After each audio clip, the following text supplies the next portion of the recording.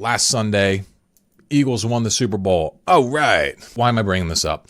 We're talking about self-development here. The reason why I'm bringing this up is because it triggered a thought for me around a conversation that I recently had with a member of our Frontline Man Dojo, which is like our premium masculine development community. And what he was talking about was like when he says that he goes to like he wants to increase his connection with the other guys, in his life, his friends, his family members. And one of the things that they like to do, obviously, is get around and watch sports because, obviously a lot of guys like to do that. But he mentioned how like when he does this, he feels like he has trouble getting into it because this guy, he's, very self-improvement minded. He's always interested in conquering his goals and that sort of thing. And when he gets around other people just doing kind of regular dude stuff, he feels like it's not quite on his level. He's not super interested. It doesn't really have anything to do with the bottom line that he's pursuing. And, I understand that, right? It's very easy to dismiss sort of cultural gatherings like watching sports as something beneath you or not really worth your time and that sort of thing. The thing I had to point out to my friend here is that his goal was to connect with people. And in order to do that, what you have to do really is like you have to be able to step out of your own hyper-focused, selfish story, which is all about you and your goals, and step into a shared story where kind of you and the other person have something to care about.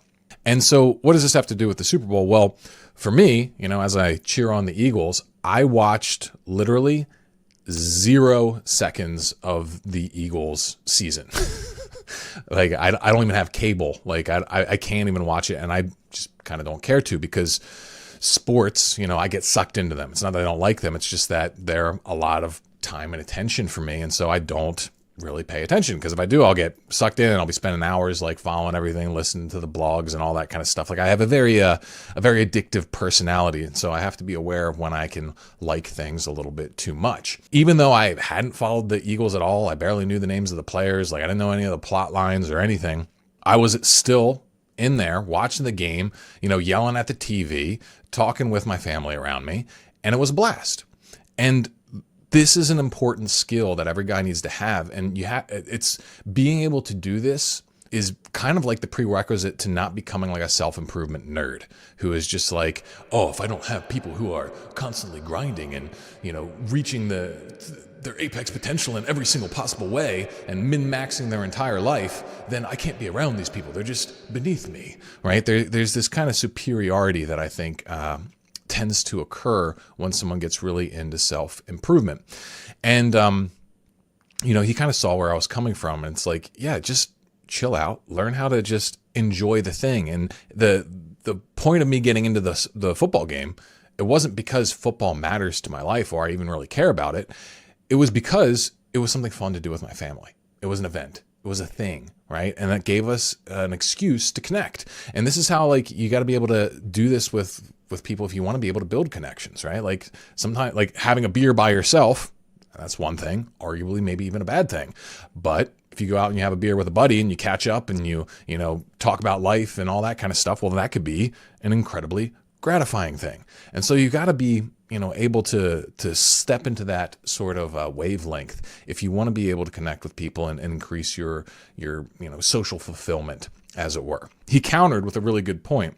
What do you think of this idea that you're really like the sum of your 5 biggest relationships? Because that whole idea is around like, okay, if you're not surrounded by people who are as driven and focused and on point as you are, then you're going to be holding yourself back. And so you need to be surrounding yourself with all these elite people. Is that great? Is networking powerful? Do the people around you have influence on you?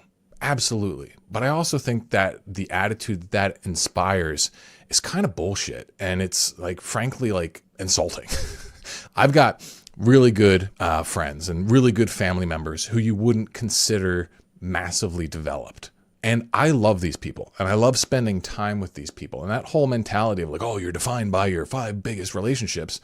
It kind of just makes it feel like, you got to be cutting people out of your life left and right if they're not like, trying to fire at the same level you are. And if you do this, then you're going to live most likely a rather shallow and empty existence, because people are more than just like where they're at in the ladders that they're climbing. Okay. And so being able to sort of give yourself permission to relax, not judge people, just being a regular person doing regular things and connecting with people around that, that's a hyper skill that is going to allow you to get so much more out of life.